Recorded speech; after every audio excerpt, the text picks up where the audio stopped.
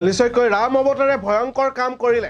ৰাম অৱতাৰে কৰিলে ভয়ংকৰ কাম। এগৰাকী যুৱতীক ৰাম অৱতাৰে হাতত ধৰি লৈ আহিলে। তাৰ পাছতেই ৰাম অৱতাৰৰ বিৰুদ্ধে উত্তপ্ত হৈ পৰে অঞ্চলটোত। কোন এই ৰাম অৱতাৰ? চাওক ৰাম অৱতাৰৰ কুকাণ্ড। নিশ্চয়কৈ ৰাম অৱতাৰৰ কাণ্ডই এতিয়া চাঞ্চল্যৰ সৃষ্টি কৰিছে মৰিয়নিত। ৰাম অৱতাৰে এগৰাকী যুৱতীৰ লগত কৰিলে আচলতে কুকৰ্ম। হাতত ধৰি বিচনাত লৈ আহিছিলে এইগৰাকী মালিক তথা ৰাম অৱতাৰে।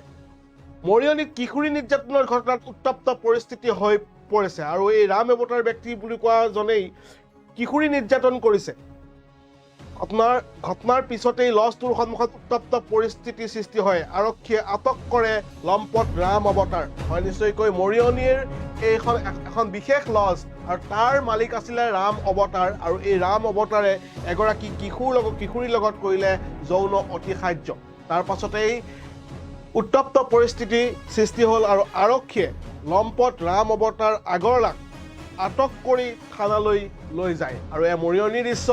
আৰু ভুক্তভোগী যুৱতীগৰাকীয়ে সম্পূৰ্ণ কাহিনী কৈছে ভুক্তভোগী যুৱতীগৰাকীয়ে। শুনাবলৈ চেষ্টা কৰিছে এই মুহূৰ্তত কি হৈছিল যুৱতীগৰাকীৰ লগত। তলত কব আহিলো, তাৰপৰা মোৰ লগত লগৰ ছোৱালীটো আহিলে পিছে তাৰপৰা মই কলো তলত কৈ দে বুলি কিনে। তাৰপৰা ই কৈছে ভয় লাগিছে বোলে। তাৰপৰা সৌৰভ দাদা সুধিছে কি হ'ল কান্দিছ বোলে। তো সি ইয়াক ক'লে, তাৰপৰা চবে গম পালে কি হৈছিল কাহিনীটো।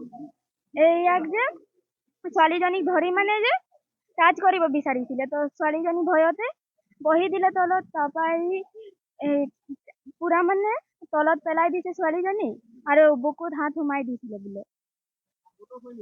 আগত বাথৰুম সোমাইছিলে, তেতিয়াও বুকুতে ধৰিছিলে। তাৰপৰা ৰুমত এদিন আছিলে অকলে পেলাই দিছে বোলে পুৰা। তো লগৰ ছোৱালীজনী মোক মাতিলে, তাৰপৰা মই গলো, তো এৰি দিলে তাক। 3 সপ্তাহ।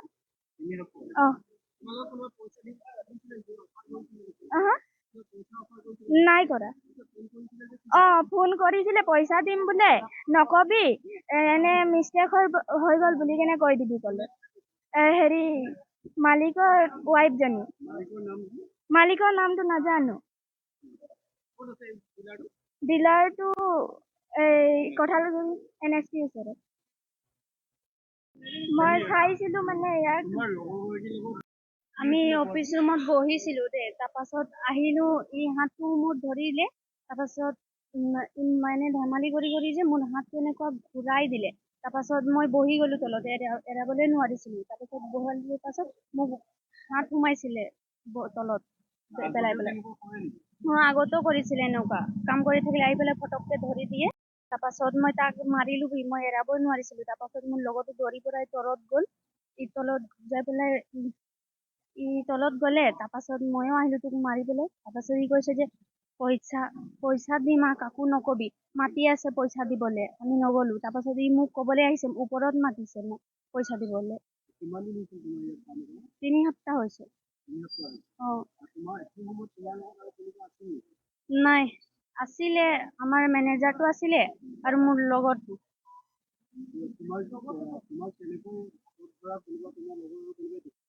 মোৰ লগৰটো দেখিছে।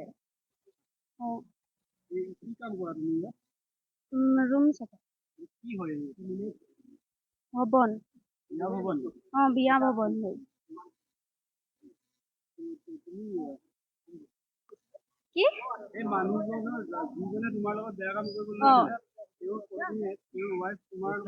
ই কৈছে যে কাকো নকবি, পইচা দিম, তই চাইছ নাই মোৰটো। মোৰ বাবা মৰি গল, মোক চাই এবাৰ তই পইচা দিম, কিমান লাগিব কলে। তাৰ মাইকীটো কলে। ফোন কৰিছিলে। তাৰ পাছত মই দি দিলো। তাৰপিছত মোক মাতিলে, এইফালে বহিলো মই। মোৰ লগৰটোৰ লগত কথা পাতিলে।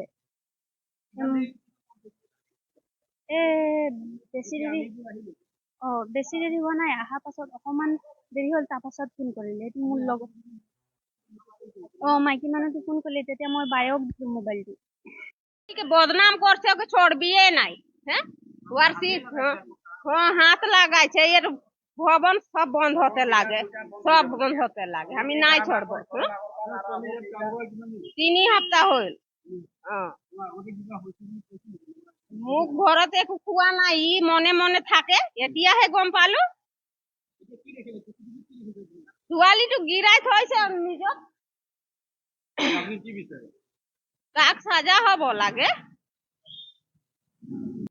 বদনাম করছে, ওকে ছড়বিয়ে নাই। হ্যাঁ, হাত লাগাইছে, এর ভবন সব বন্ধ হতে লাগে, সব বন্ধ হতে লাগে। আমি নাই ছড়বো। 3 সপ্তাহ হইল।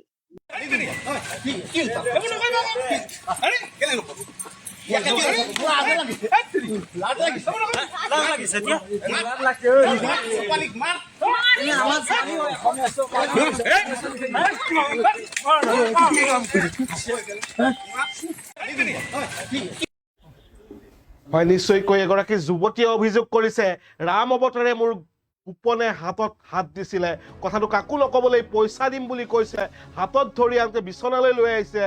মালিকে এনে কাম কৰিব বুলি মই ভবা নাছিলো। মৰিয়নিত কিশোৰী নিৰ্যাতনক লৈ উত্তপ্ত পৰিস্থিতি।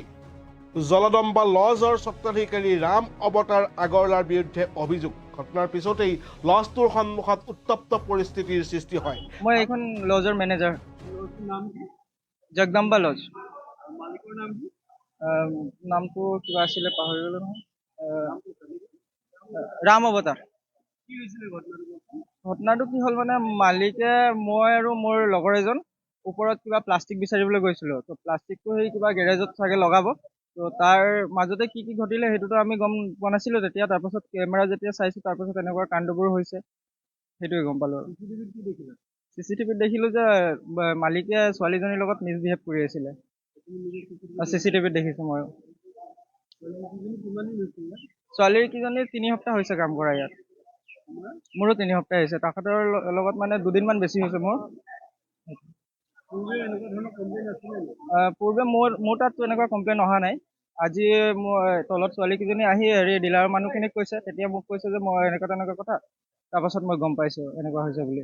তুমি গৈ কি অৱস্থাত দেখিলা?